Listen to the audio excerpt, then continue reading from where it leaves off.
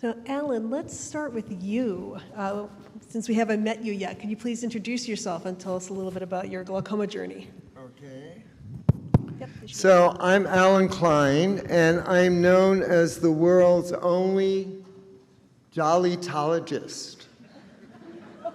And I'm also, I guess I'm the only world jollytologist with glaucoma.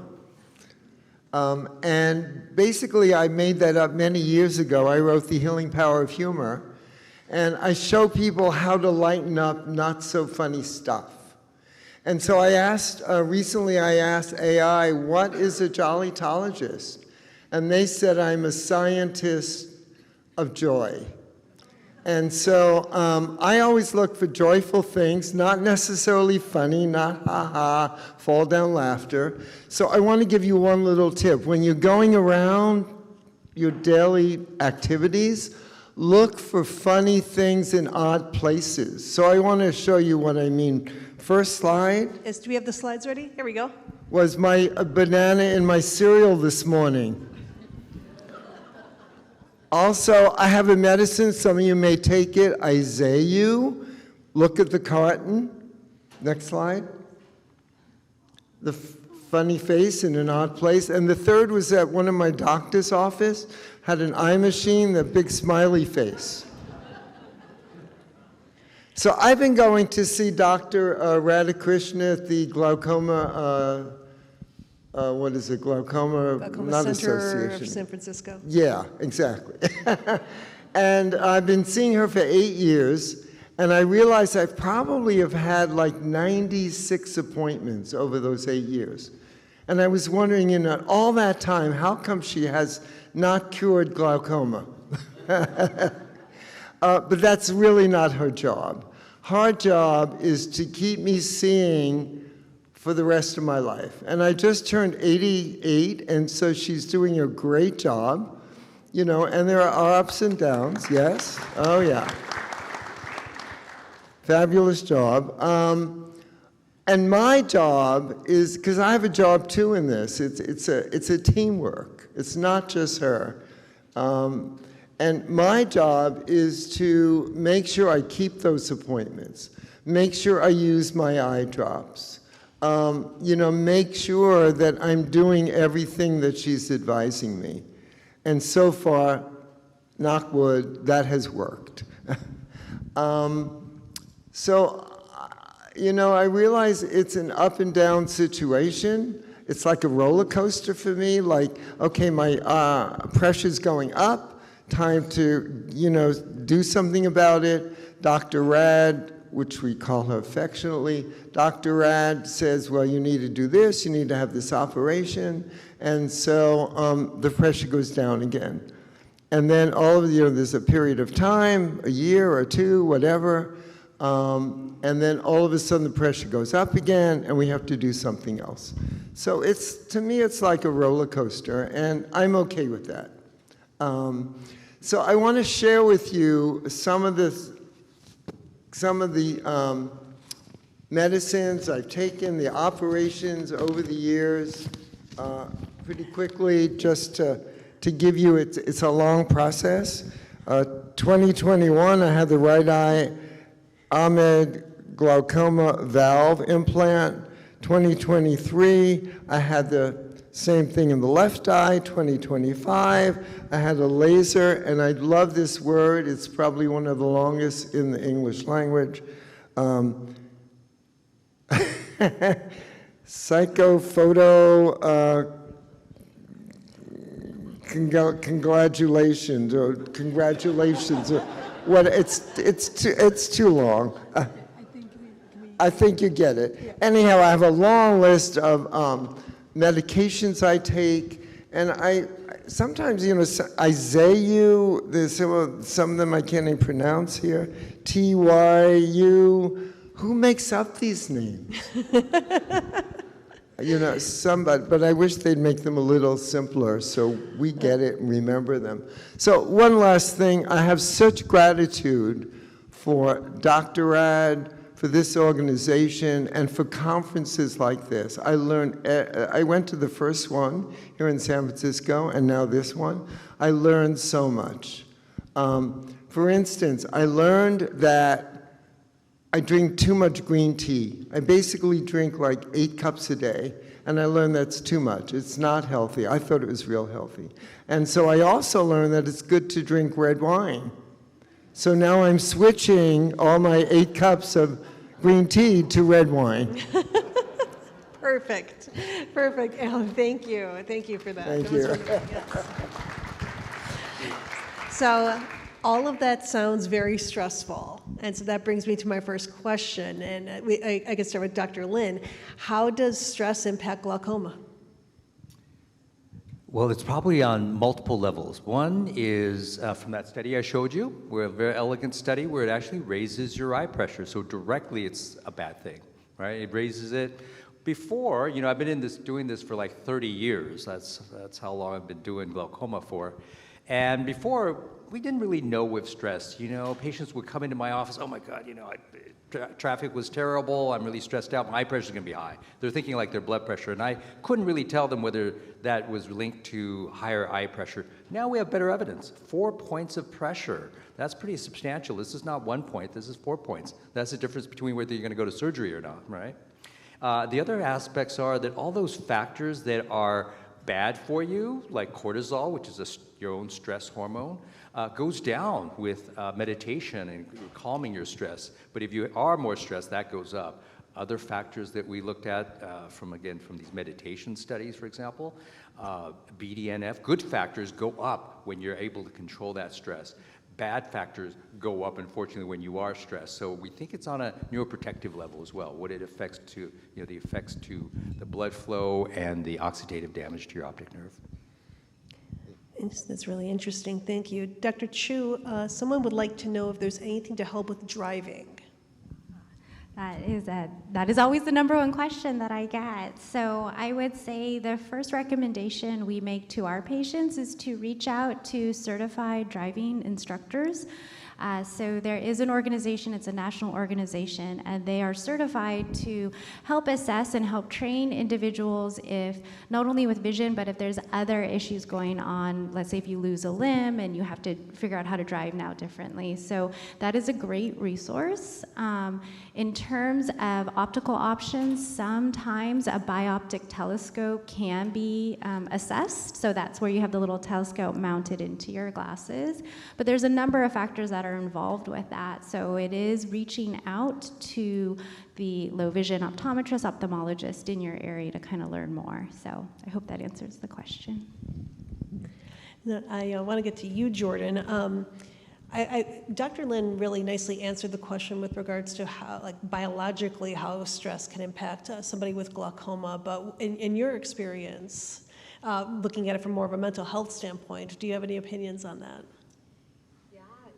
Oh, should be on. There you go. Yes, absolutely. Well, as Dr. Lin said, yes, it absolutely, hormones are going crazy. There's a lot going on in your body when you do enter that fight or flight response with the anxiety, stress, and uncertainty. And so it definitely has an effect on your mental state. It can feel like you can't focus as much, like you can't make decisions well when you are dealing with a lot of stress. And so it's really important to see what physical symptoms are going on. If your heart's pounding, if your chest is tight, if you're feeling sweaty, all of those things, and to try to lower that fight or flight response as much as you can. Can I follow up on that? What do you think? I really liked your thoughts about the breathing. I mean, that really can work. As I mentioned, it's really hard for most people to do meditation, but the breathing, you can do that right now. Just Yes. take deep breaths. I was doing that on stage. So. Yeah. No, you can. You can breathe anytime, really, and also be engaging your senses and really bringing your focus to the present. That's something you can do, feeling the ground beneath your feet, feeling the seat beneath your legs, like hearing whatever you can. So that's something you can do at any time as well.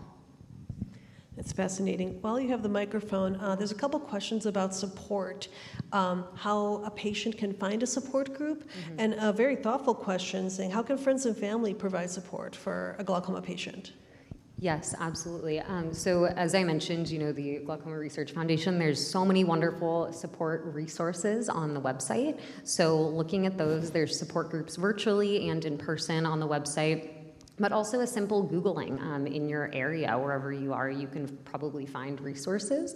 And I think as Marlena shared on her slides as well, you can find sources for visually impaired, for blind, it doesn't have to be completely specific, but just finding people who understand what you're going through. And then, sorry, what was the second part of that question?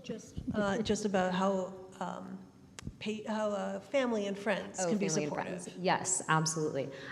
So family and friends, I think that knowing that your loved one's needs may continuously be changing, and let them know that you are there for them always throughout this journey, asking them how they're doing during the day, what you can do to support them, just really being there for them. Anyone else want to add to that? Like Ellen, do you want to add any tips or tricks on how to be a very supportive person to somebody with glaucoma? How does joy play a role in that? Yeah, well, looking for the lighter side of stuff, it's always there. It's always there. The trouble is when we get so stressed out, we don't see it. And so maybe breathing, and go, or waking up in the morning and thinking, what's one funny thing I'm going to find today? And again, it doesn't have to be fall down laughter, but something that amuses you, makes you feel a little more joy in your life. Just one thing that day. And so I think it's setting your mind, a mindset, that I'm going to lighten up about this. That's good. What about, anyone else have any thoughts on support groups or being supportive? I would say in my experience for the family members is really just being kind to yourself as well. It can be a lot to be caregiving and to really see your family going through that change. So giving yourself that grace and space too. I think that's something that we'll often discuss with the family. So. Great. So we have a few questions about some alternative therapies, and I want to start with a question about red light therapy or like healing frequency devices stimulating the optic nerve. Now, we will eventually get to the iTronic device because there are more questions about that. But has anyone heard of any benefits to red light therapy? Yeah, most of it has been with macular degeneration. So there's, in terms of helping with red light therapy, and then some early studies with glaucoma. Personally, I think it's probably too early to talk about that in terms of whether it's beneficial for glaucoma and going out and buying a red light therapy. Red light therapy seems to be great for everything. I think my wife's going to buy one for, improving the skin I just invested texture, one as for we were myself. talking about the other day. So, it seems to be good for everything. But the safety profile looks very good about that. And again, there are companies already invested in that for, Luxottica just bought one of the small companies for that. So there's a lot of very early data that suggests it's very good for retinal diseases. But the data I've seen for glaucoma is still too early, I think. Okay. What about alternative medicines like Ayurveda? I know we had those kind of discussions in our small groups yesterday, in our seminars. And I think that, all those things that could be beneficial to you, and some of it, for example, traditional Chinese medicines, all these sort of herbal type of things, most of them are not harmful. Yoga and meditation is some part of that whole culture as well. Again, meditation, probably the strongest evidence. If you take anything away from alternative therapies, that has the strongest evidence of lowering your eye pressure and being good for you. Some of the herbal medicines, again, if they can be antioxidant, they may be beneficial, but none of them have been proven. So I think, I go back to the thing that you really have to make sure you go see your eye doctor, control your eye disease, make sure you use your medications. That's great, thank you. Dr. Chu, are there any discount codes for people who might be interested in the EchoVision or the Meta glasses? That I'm not sure of. I would say, though, in terms of the overall perspective of low vision devices, as many of you likely know, they're not covered by Medicare. So if you do have VSP, I know in California there could be a portion of it covered, so consider that if that's an insurance plan you have. but do reach out to the nonprofit organizations. Most nonprofits that I know of will apply for and get special grants that are intended to help visually impaired individuals receive services or devices. And I do want to touch on, sometimes people will say to me, but I'm not blind, I have some vision. And these nonprofit organizations, they're here for anyone. We're all here whenever people are ready to see us. So you don't need to have that diagnosis of low vision just yet. So nonprofits are supportive, the vocational agencies as well can be supportive. So please kind of keep those in mind. But no, I don't know discount codes, sorry about Meta. While we're on the topic, what is the threshold to be considered low vision? I'll start it off. I think sometimes it's a moving target depending on which organization you're working with. There's some specific ones that are looking for visual acuity standards of that 20/70 or worse in your better seeing eye. That's a good thing to remember, that someone who is low vision is a whole person, not just an eye. I know that one of the things the American Academy of Ophthalmology says, listen, if your vision's at 20/40, consider seeing a low vision doctor, just to learn what resources are out there. So it's a little bit of a play of insurance coverage and other things, but I know in terms of the Glaucoma Center for San Francisco and other colleagues here in the Bay Area, once a patient is diagnosed, even if your vision is still 20/20, great contrast, good visual fields, there's a referral to us. So we are here when people are ready. If they just want to learn what's out there, if they're not ready, that's okay too. So it's a moving target. Yeah, I like that holistic view. It's really to the individual. If it starts, if your best corrective vision is you still have limitations of your activities of daily living, your quality of life is not what it should be or what you want to be. And we all have different standards, right? If we need to see very fine print for doing our work, or we're an architect, or we're somebody who needs to really see fine print, that's going to be low vision if we can't see all that detail as opposed to somebody else. That's really interesting. I had no idea. That was a great question. So this could be for any of you. Why is it so hard to find research that's connecting, like we were talking about stress, we talked about it, that also leads to insomnia, or female hormones that might be askew in people with PCOS and glaucoma. Like, is there any research that you know about that connects those things? I know, I don't really know the answer to that either. I mean, I do know the link between sleep apnea and insomnia, that there's definitely some links there, but I haven't heard of anything related to that. I was just curious, Dr. Lin? It's all probably related. If we have anxiety and depression, depression is defined by, this is going back to medical school, is actually defined by either you're sleeping too much or too little, you eat too much or you eat too little, and those type of things. We think of depression as, I want to kill myself, or, I feel really sad. That is depression, but actually clinical depression is defined by those extremes. And so there's that link as well. So people who have a lot of depression, for example, are probably not sleeping well. Sure. And that has also been linked, not only sleep apnea, but just poor sleep quality has been linked to glaucoma and glaucoma progression. So I think all of this, again, very holistically, is probably all linked together. Alan, is that why you're so joyful? No, one thing, talking about stress, bright lights for glaucoma patients is not great. But good for pictures of glaucoma patients. Yeah. What about cold or warm compresses on the eyes of patients with glaucoma? Does that help at all with pressure? Not that I'm aware of, but it probably helps more with the symptomatology related to your glaucoma medication use more than anything, and some of the side effects of it. The blepharitis that you get, and trying to clear up some of the blepharitis. And the Dry inflammatory eye, effect. Yeah, nice warm compress. I will say, I do that, and if nothing else, it feels good. Because my eyes are so strained, and the dry eye, after that, at least for an hour or so, the eyes feel much better. So since we were talking about diet earlier, the question is, are there any certain foods that a glaucoma patient should stay away from? What about spicy food? Yeah, I was wondering about spicy. I like spicy food. Yeah, I'm not aware that spicy food is bad for you. It's more, again, the broader picture is that obviously fruits and vegetables, Mediterranean diet, just on a population basis, when you look at those studies, are healthier and you get less glaucoma, apparently, according to those studies. And of course, it's healthier for you.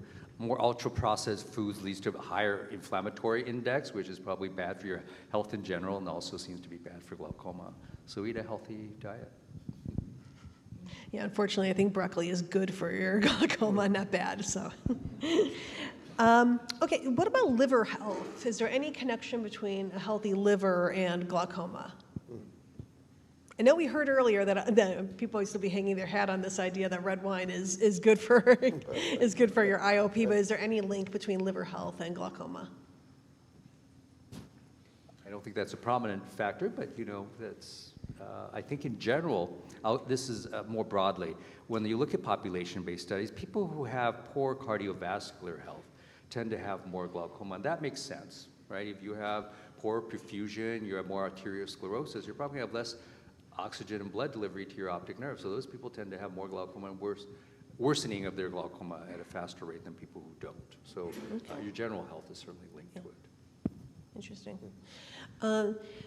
Jordan, do you deal with parents of glaucoma patients? I deal with, I do see children and teens in my practice, so not all are glaucoma. It's chronic illness and, and various chronic medical conditions, but I do deal with parents, yes. What do you recommend for parents of glaucoma patients? Like, how can they support their kids? Yeah. So, I mean, very difficult for a parent to see their child suffering, of course. And so I would say just getting out in parent groups, finding those resources. Also knowing that everyone is different in their experience, in their emotional journey. So just kind of being open to meeting your loved one where you're at, even if that's a child. From a low vision perspective, are there any fun games or anything cool that kids or teens could use if they're suffering from low vision? Well, working with my colleagues in the nonprofit organizations, also in the California School for the Blind, there's quite a population there that's working. I think the main thing that these teachers of students of visual impairment are always reminding us when we have children with vision loss is that to really make sure things are tactile. You don't want to show them a picture of a car and try to describe that car. Have them touch the car and feel it. So those are things that, again, with congenital glaucoma, we're not sure where the kid or where their vision is at, but if it is an early glaucoma like that, there's probably vision loss early on. So really supporting the child as much as you can in terms of tactile auditory options. Then kids turn into teenagers, and that always is a challenge at any point.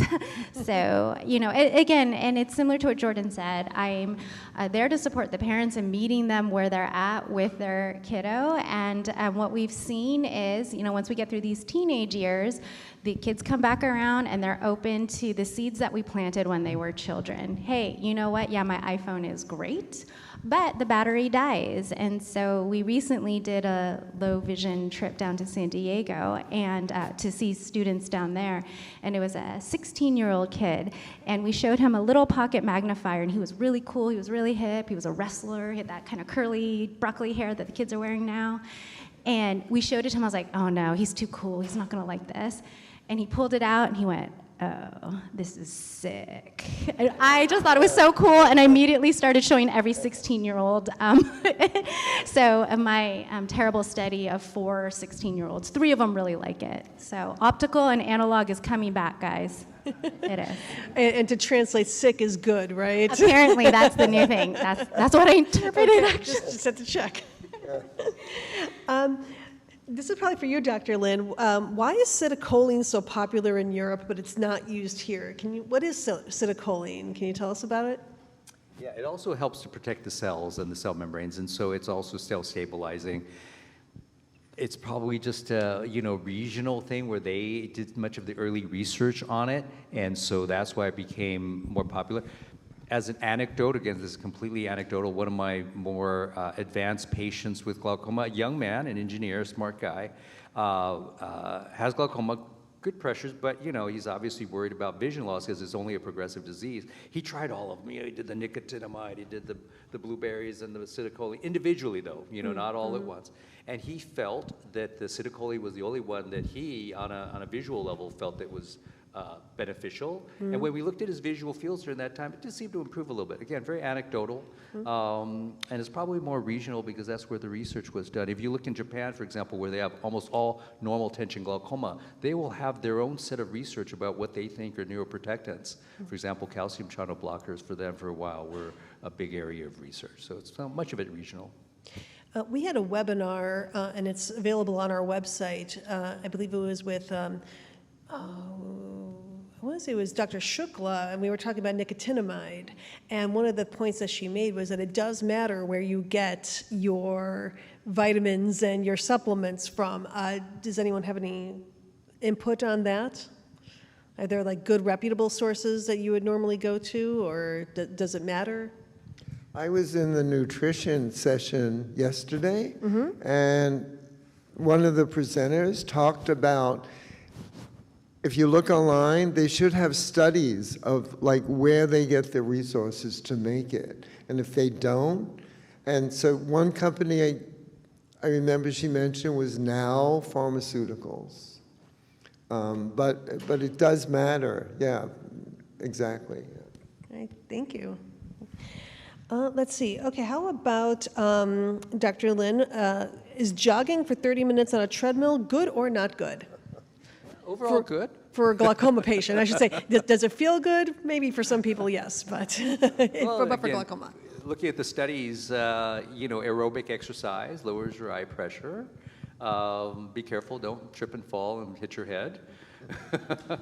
30 minutes sounds reasonable at a reasonable rate. Again, and I showed you the J-shaped curve or the U-shaped curve where too much is bad, but so you might give your day, a week, a couple days off, and 30 minutes sounds about right at a moderate rate. Jordan, how can patients build resilience? Like, this is a long journey. Yes. What are some good tools? Yes, it is a long journey, and that's definitely a big question because of course it looks different for everyone. But I think just acknowledging that you are resilient just by handling this, by moving through life still, by still engaging in what you love to do, that absolutely shows resilience and strength. And of course, finding resilience and support in others. And like I mentioned in the presentation as well, you may find ways that you surprise yourself in ways that you're independent or ways that you have new superpowers in your smell or your touch or your taste, things like that, just really focusing on the strengths and things that you can control. Great. Dr. Chu, what do you think is the most underutilized resource for glaucoma patients? I suppose this could be for any of you, but are there any resources that maybe not so many people have heard of yet? Oh, that's a great question because I'm in this space, it's hard to know, but I would probably say just knowing about low vision and the opportunities that we can offer. So I do know, we develop our great relationships with the glaucoma specialists here, but sometimes the ophthalmologists, the glaucoma doctors are really busy, so they may not have time to talk to you about low vision. So I would say that us and ourselves as a resource utilizing supportive therapy and counseling too. A lot of that could be cultural as well. We have to kind of learn to advocate and ask for help. So I would say that would be my answer. GRF is a great resource. Yeah, absolutely. GRF. Thank you, Dr. Lin, board member. Your check is in the mail. No, that's true. We have an entire patient resources section on our website, including a clinical trial finder. Dr. Lin's given some wonderful lectures on nutrition that are available on the website. We do webinars. Everyone here should subscribe to Gleams if they haven't already, and eGleams. We try to do as much as we can to get new and accurate, that's the important one, accurate information out to all of you. Thank you. Okay, so let's talk more about Itronic because it's gotten a lot of buzz today, and there was a lot of buzz yesterday about the device. So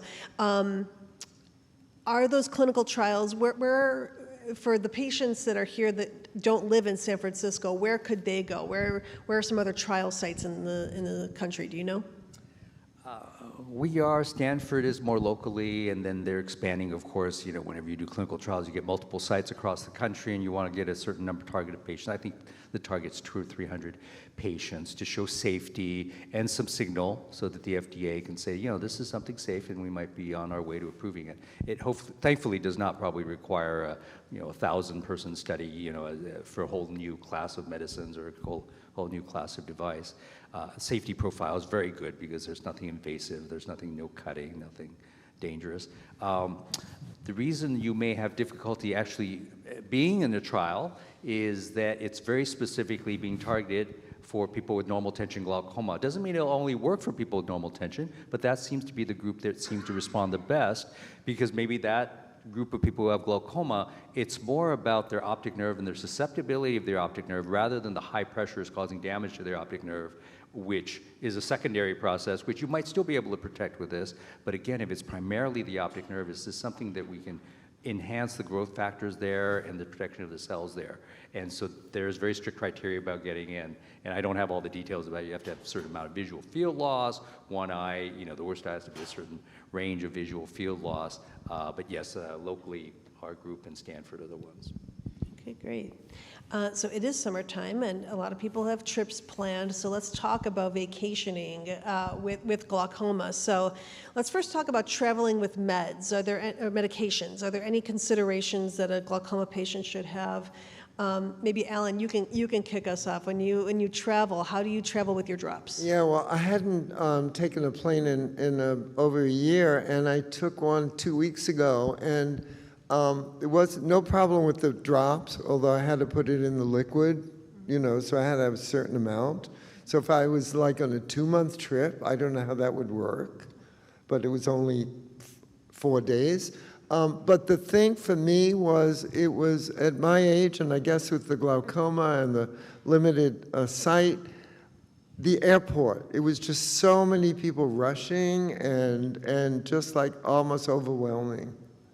One thing I noticed, because I have a cane, people did kind of clear a path. You were able to part them like the Red Sea? Yeah, that was kind of nice, but not everyone has a cane. But it's a little more challenging, as everything else. You just have to deal with it. It's just different. Do you have to worry about your IOP on an airplane? This could be for either of you. The answer is basically no. The change in altitudes probably does not affect your pressure that much that you have to worry about it.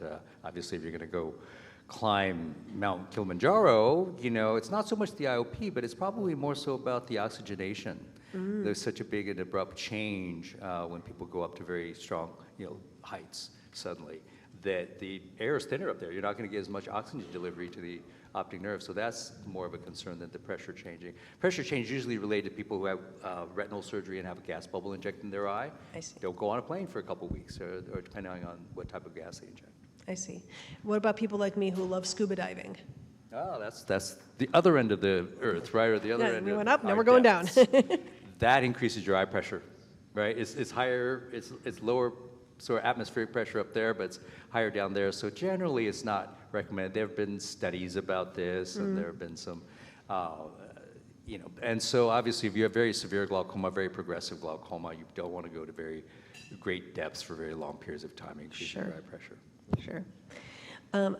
Jordan, I want to go back to Alan's comment about navigating the airport and just that overwhelming feeling that can come from being in a strange place surrounded by people. What are some good, stress coping strategies if you start feeling overwhelmed in a crowded place?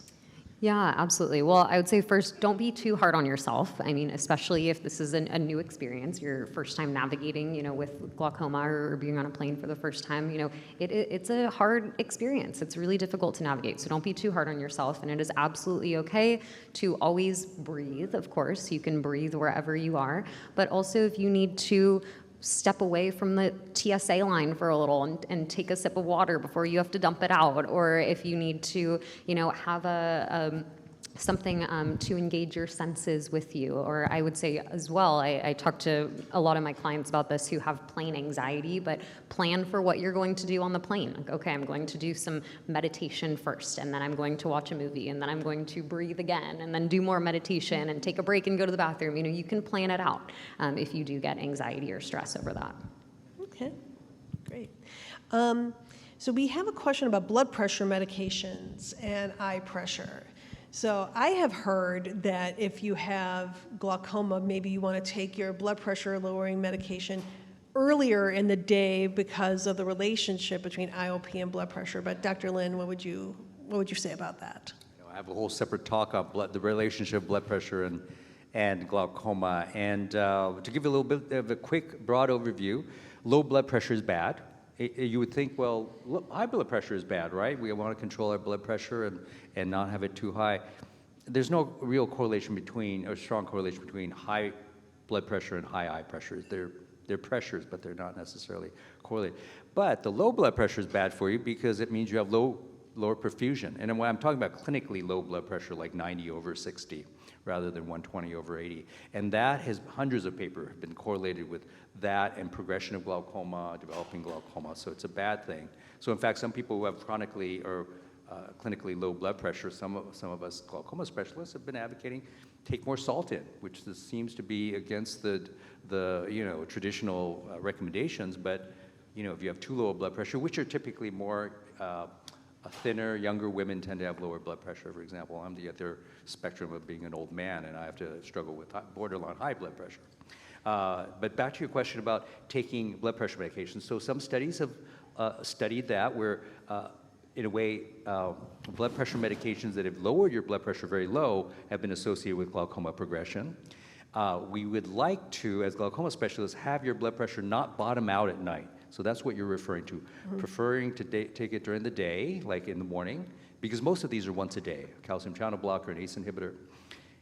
But having said that, more recent data from the cardiovascular literature has shown that taking the blood pressure pill at night helps protect you more cardiovascularly and mortality-wise by taking it at night. So it's not that it contradicts, but it's another thing that is kind of a push-pull. You've got something that might be more beneficial if you don't take it at night and bottom out your blood pressure. Because when you go to sleep at night, your blood pressure goes down, right? You're not stressed out. And we're worried as glaucoma specialists that if you really get that too low of blood pressure, you're getting less perfusion to your optic nerve, the whole mechanism of low blood pressure.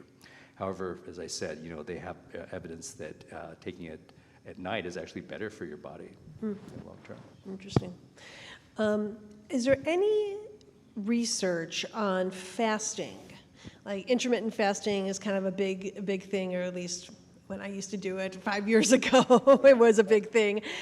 Is there any evidence towards intermittent fasting leading to like a benefit for glaucoma patients? I've heard of some groups and colleagues who are studying that, but nothing quite definitive yet. So Right.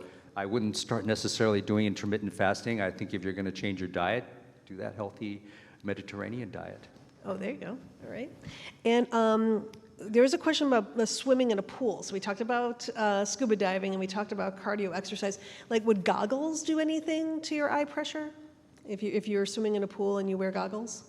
Yeah, we are concerned a little bit about if they're not well fitting and whether they actually, parts of it may actually compress around your eye, or whether the blood flow, because it's so suction around your orbit around there, whether the venous return would cause it to be, blocking higher eye pressure.